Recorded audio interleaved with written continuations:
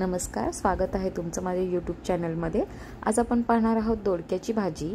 तर यामध्ये आपण पाणी घालायचं नाहीये आणि खूप कमी साहित्यात होणारी एकदम चविष्ट अशी दोडक्याची भाजी। तर इथे मी दोडके घेतलेले आहेत आणि दोडका कधीही घेताना त्याच्या वरचं जे आपण काढून टाकतो, दाताखाली घेऊन बघायचं की दोडका कडू तर नाही आहे ना, आणि मग कट करायचा। ह्याच्या वरच्या ह्या शिरा मी काढून घेते आणि दोडका बारीक पीसमध्ये कट करून घ्यायचा। आपल्याला ह्या भाजीमध्ये पाणी वापरायचं नाहीये।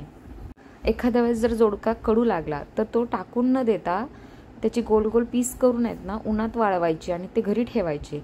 जर एखाद्या वेळेस आपल्याला कावळी वगैरे झाली तर त्या दोडक्याचा खूप उपयोग होतो, त्याचा रस प्यायला द्यायचा, कावळी बरी होण्यास मदत होते।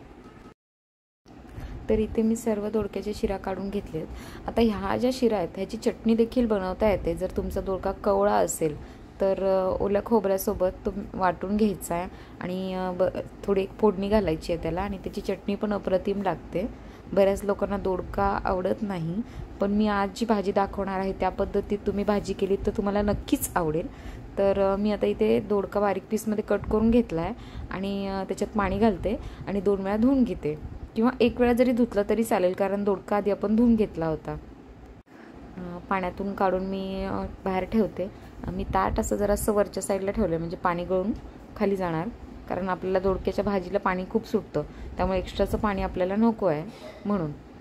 तर इथे आता मी कढई ठेवले, कढईमध्ये तेल घालून घेतले 2 चमचे। तेल जास्त नाही घालायचं आहे। मोहरी, तेल गरम झाल्यानंतर मोहरी घालून घ्यायची आहे। त्यानंतर मोहरी पूर्ण व्यवस्थित तडतडल्यानंतर त्यामध्ये आपल्याला जिरे घालायचे आहेत। जिरे मोहरी व्यवस्थित फ्राय झालेत, आता आपण कांदा घालून घेऊयात।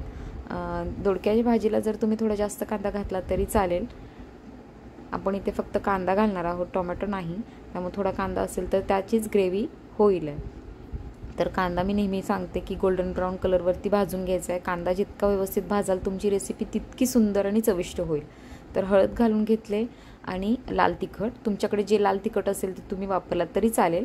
मीठ, थोडंसं मीठ घातलं मी, अगदी थोडं घातलं। कशाला तर दोडका दिसताना आपल्याला आता खूप दिसणार आणि नंतर पूर्ण जेव्हा तो मेल्ट होणार तेव्हा आपल्याला कमी दिसणार, म्हणून दोडक्याच्या भाजीत मीठ थोडं शक्यतो कमी घालायचं। आता हे दोडक्याचे बारीक चिरलेले मी पीस घालून घेते आणि सर्व एकत्र एकदा मिक्स करून घेते।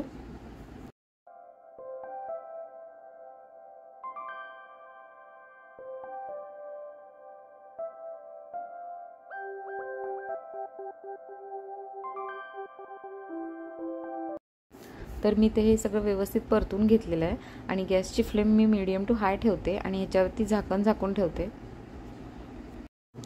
तर इथे 5 मिनिटं झालेत आणि मी झाकण काढून बघते, भाजी आपली थोडीशी मऊ झालेली आहे, थोडंसं पाणी सुटलं दोडक्याला। तर एकदा मी परतून घेते।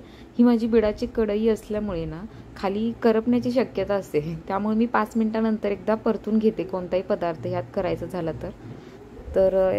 कोथिंबीर घातले आणि परत मी 5 मिनिटं ठेवते।